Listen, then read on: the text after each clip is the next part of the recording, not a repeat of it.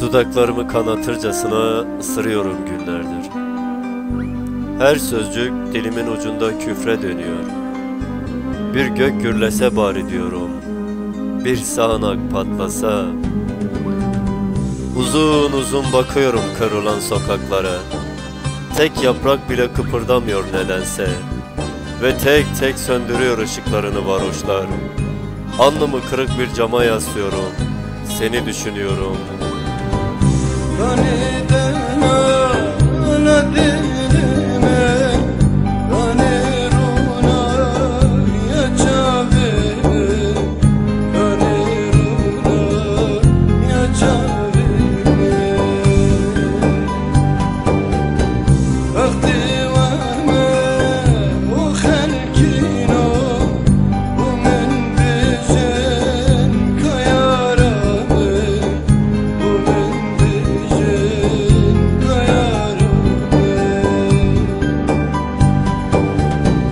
Hakim oluq manat yare, nine derman bu derdime.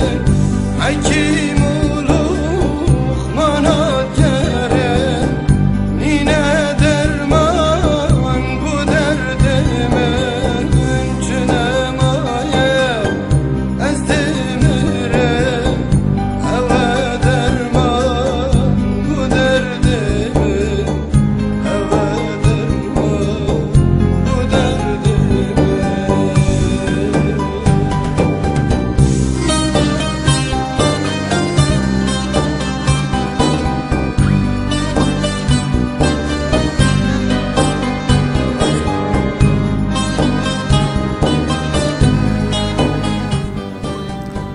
Yaşamak neleri öğretiyor insana.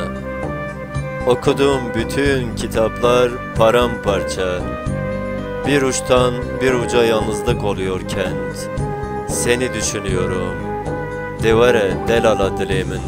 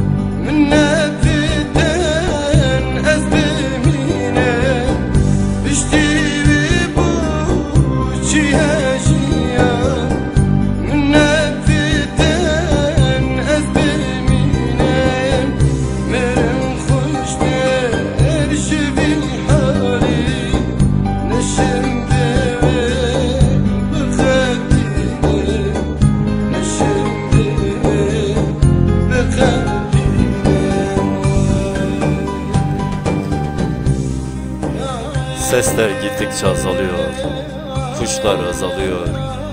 Ve ne zaman yolum düşse vurulduğum yere, seni düşünüyorum vurulduğum yerde. Devare, devare delala dilimin, agire dilimin.